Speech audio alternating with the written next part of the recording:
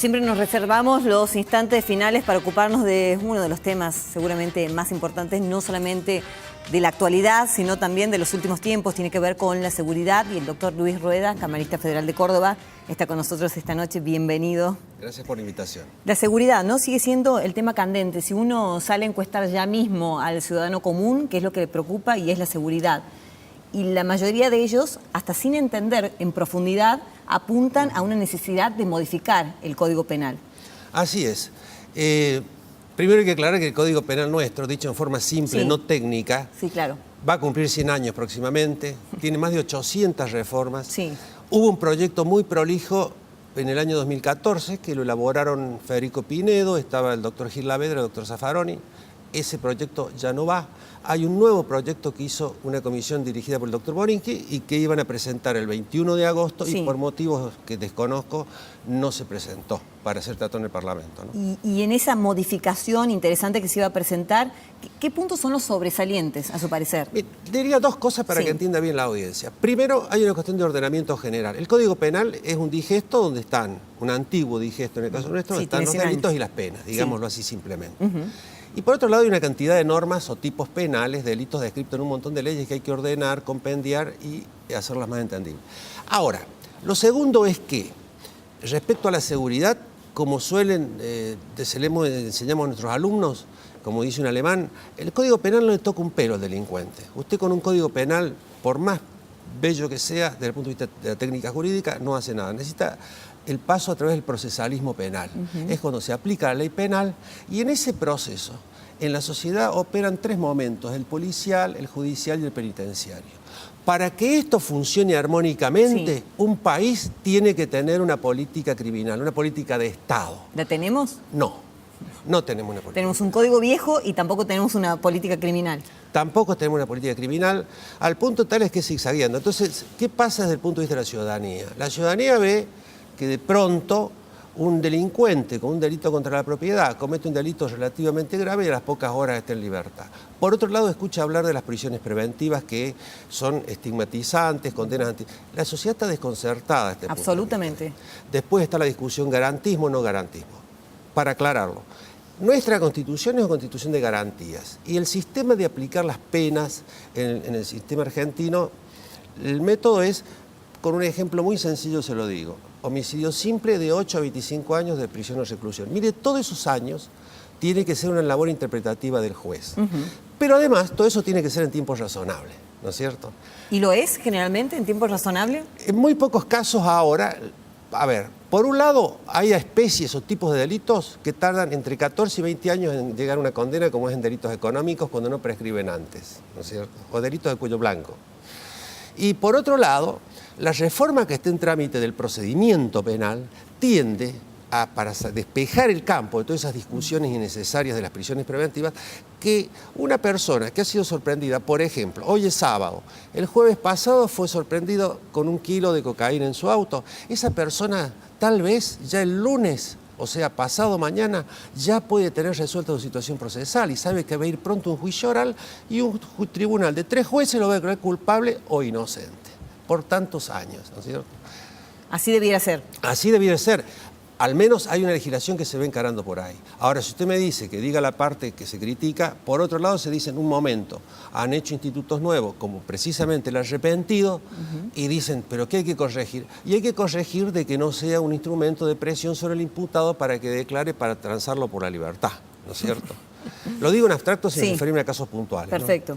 ¿Esta ley del arrepentido está funcionando? ¿La ve bien? ¿O hay que hacerle algunos arreglos todavía? Hay que hacerle Porque algunos es relativamente ajustes. nueva. Hay que hacerle algunos ajustes y unos ajustes importantes, ¿no? Porque el individuo, por ejemplo, el otro día un colega lo decía en una conferencia que organizamos, el individuo se sienta frente al fiscal y le pide hacer un trato y declarar. Si no es funcionario público, de él para arriba la responsabilidad. Claro, hay excepciones. En fin, claro. Y en ese momento el fiscal le dice, mire, que tengo que llevar este acuerdo, si el fiscal está de acuerdo, al juez. El juez lo tiene que homologar. Entonces el individuo quiere saber cuántos años le van a dar de condena. Y el fiscal no se lo puede decir en ese momento, porque eso va a ser un tribunal oral que no saben cuál le va a tocar, etcétera. Dicho así muy rápidamente, Sí. que son detalles que se pueden arreglar con una técnica legislativa adecuada. ¿Por qué tantos casos hoy de corrupción destapados, no? ¿Y por qué durante tanto tiempo digamos, no salían a la luz. ¿Qué es lo que cambió? ¿Hablamos de una justicia Sí. distinta ahora? Mire, acá hay que remitirse a los hechos, a lo empírico, porque, por un lado, durante muchas décadas, la corrupción gozó de muy buena salud en cuanto a la impunidad. Ese es un dato de la realidad. Sí. Y por otro lado, estamos viendo hechos muy graves, muy resonantes, que se están juzgando con pruebas que estaban hace varios años en los criterios de los jueces. Se pasó de ese modo aletargado de llevar los expedientes a esta hiperactividad que de pronto desconcierta al ciudadano nuevamente.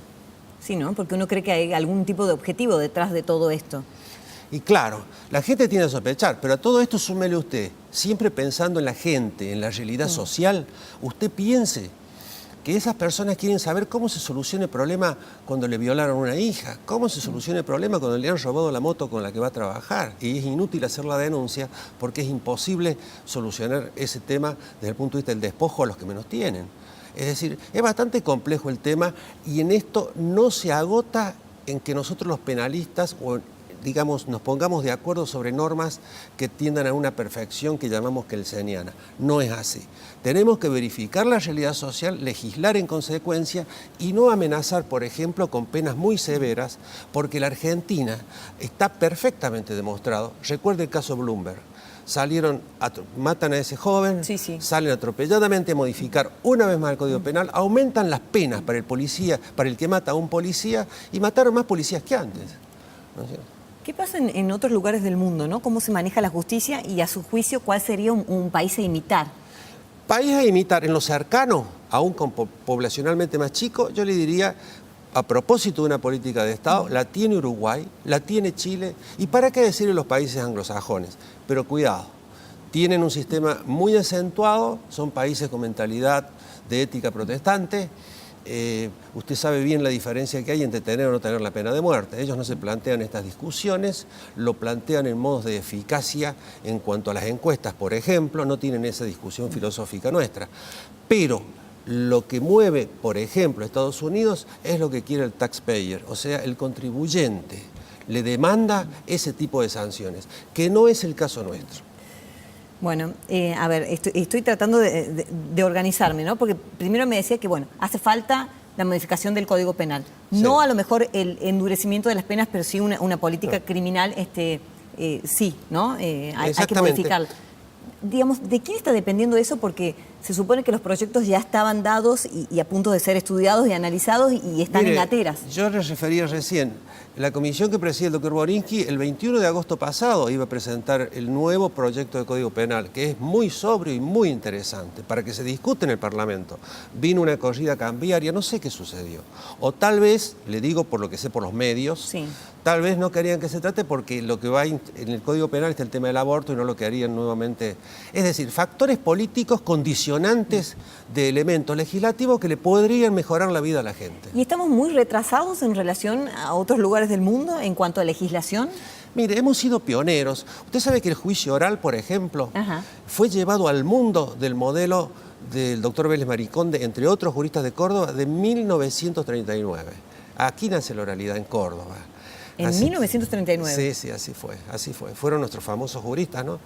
Así que Clarío Olmedo, Vélez Mariconde, que marcaron toda una serie y nos siguió prácticamente todo Sudamérica, ¿no? Así que tenemos una muy buena tradición y hoy estamos encorsetados en circunstancias políticas. Tal vez si un diputado nacional viene a esta mesa y usted le pregunta por qué no se tratan estos proyectos tan importantes por caso 2020 que ha presentado el gobierno actual, tal vez le pueda dar una respuesta. Yo en ese aspecto no la tengo. Ahora, y mientras estamos encorsetados, como bien usted dice, ¿qué se le dice a la familia de una persona a la cual le han asesinado a lo mejor el hijo o no han descubierto quién lo hizo o quién lo termina asesinando, entra a prisión y al tiempo ya está afuera? Esto es lo que urge las respuestas. Y decirle a la ¿Qué gente, se de una dice vez a por todas, tanta miren, gente? en los casos de reincidencia no va a haber más libertad condicional, por ejemplo. Por ejemplo. ¿No es cierto? Es decir, claramente que esa señora al que le mataron el hijo no lo va a ver al poco tiempo caminando por la calle al asesino del joven. En el caso de las violaciones también, En el que caso se de dan las con tanta violaciones, frecuencia. el tema de los beneficios que da la ley de ejecución penitenciaria para, por ejemplo, los pedófilos o los violadores seriales, y no seriales también. Todas esas cosas hay que decirlas con toda claridad para que las reglas de juego sean claras. Pero voy más aún. le diría, también que sepa el delincuente de que va a tener un juicio justo y rápido, y como le decía recién, que no va a tener que estar discutiendo si la prisión preventiva es o no es de alguna manera adelanto de pena, y sabe que va a estar con una condena firme y que le va a quedar una instancia de apelación que no va a ser eterna como es ahora. La celeridad, ¿no? Me parece que no existe. Pero evidente, porque la incertidumbre también va a cesar para el delincuente. Bueno, la verdad que es una charla en la cual podríamos estar, me parece, horas, ¿no? Debatiendo sobre seguridad. De todas maneras, bueno, seguir planteándole otro tema particular que tiene que ver con la conformación del Consejo de la Magistratura actual. ¿Cuál es su opinión? Sobre todo por lo que ha acaecido en los últimos tiempos, ¿no? El Consejo tuvo 3 momentos. Su nacimiento, que se suponía que se iba a tomar el modelo italiano de la posguerra, 1947, y que se iba a tomar también el modelo español. Y salió una cosa totalmente distinta. No voy a dar los detalles ahora por el tiempo. Ahora, este Consejo se reformó desde... En 2006 se redujo de 20 a 13 y por la composición que tiene, evidentemente que es una composición política. Y a esa composición política se le suma que las mismas estrategias de la política del Parlamento Nacional se aplicaron recientemente para tener una banca más o una banca menos. O sea, volvemos a la cuestión política. Y yo no sé si habría que preguntarle también a los legisladores si ellos piensan que no sería prioritario en valorar mejor las calidades psicológicas de algunos jueces o las calidades éticas en una de esas, ¿no? ¿Qué independencia tiene hoy la justicia de la política? Porque si le preguntamos a los políticos, y de hecho lo hemos hecho en varias oportunidades, dicen que absoluta, que la independencia hoy de la justicia, sobre todo con este gobierno, es absoluta. ¿Se siente así? Ese es el discurso oficial. Ajá. Empecemos por una cosa muy breve. Si usted toma los matutinos de ayer viernes o del jueves, va a ver usted que a la Corte le niegan presupuesto. Entonces, la Corte no puede opinar jamás sobre el presupuesto de la Cámara de Diputados o de Senadores o del Poder Ejecutivo, pero sí opina el Poder Ejecutivo y el Poder Legislativo sobre el presupuesto de la Corte Suprema. Entonces, para hablar de autonomía, hablemos de autonomía en serio, ¿no es cierto? Lo último, y ya nos despedimos con esto, impuesto a las ganancias. Mire, el impuesto a las ganancias yo he sostenido siempre que se debe responder desde el plano de lo social.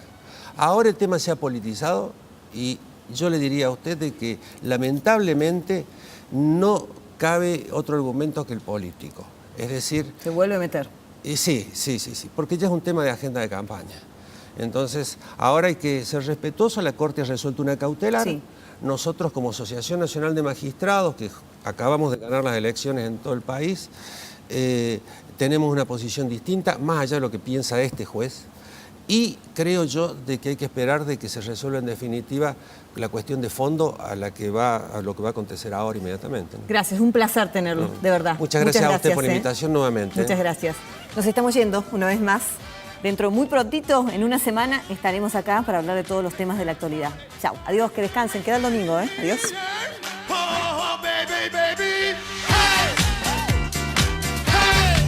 ¿Querés beneficios y canjear tus puntos por increíbles premios? Asociate sin cargo a Club Personal.